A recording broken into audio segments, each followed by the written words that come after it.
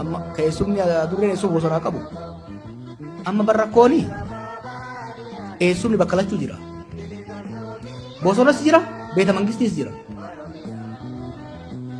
This is serious. Hari alal wani kun Oromoodha. Widur bosonuma turre.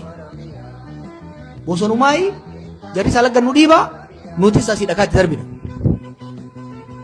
Amma drooni ilma mardaasaa dhukaasa. Kilaashii marroo dirribaa dhukaasa. Tragedy jechuudha. That's why kana hoo ka walitti dhukaasisu eenyu? Abiy.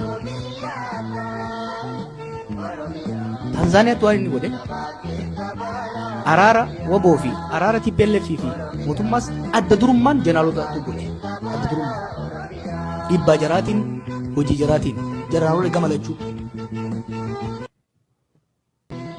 ka ijoollee waboo wajjin godhames adda durummaan jeneraaloota godhe duubarra ka diige immoo Abiy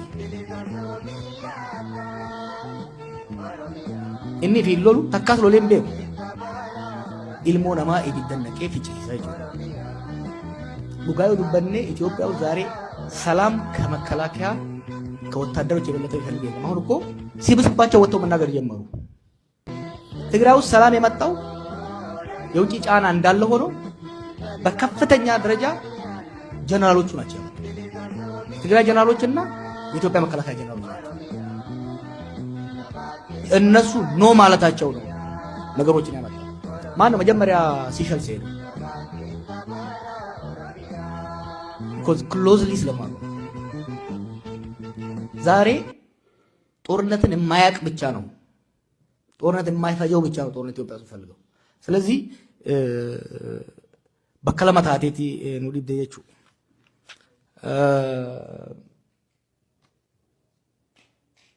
ኤኝ ወሊን ጅርታ ከጀተ ቲንካፋ ወዳ ወልቀበቴ ማሊን hunda wajjin hin jira. Akeekni kaafa'uutis tokkummaa Oromoo sirna federaalaa fi tokkummaa Itoophiyaa Itoophiyaa takka taate akka sirna federaalaatiin bultu barbaada dimokiraataa akka taate. I practice that principle. Garuu I don't see myself just as an opposition. As an intellectual, as an influential person, I reach across the board. Saboota biratti qofa osoo hin ta'in, I also reach to people within the government. Wanni ilaalina ዛሬ መንግስት ውስጥ ያሉ ሰዎች በሙሉ በአንድነት በጠላትነት አትዩዋቸው።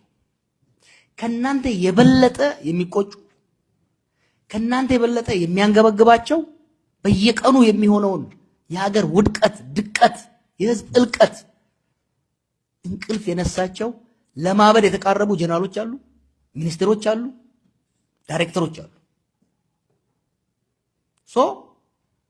እኔ ለዛ ነው ስርዓቱን በሙሉ በጭፍን ወደ ማጥላላት ከመሄድ ይልቅ ነጥሎ የጥፋት ምንጭ የሆኑትን ከጥፋት መመለስ የማይችሉት ላይ ማነጣጠሩ አስፈላጊ ነው ብዬ የማስበው።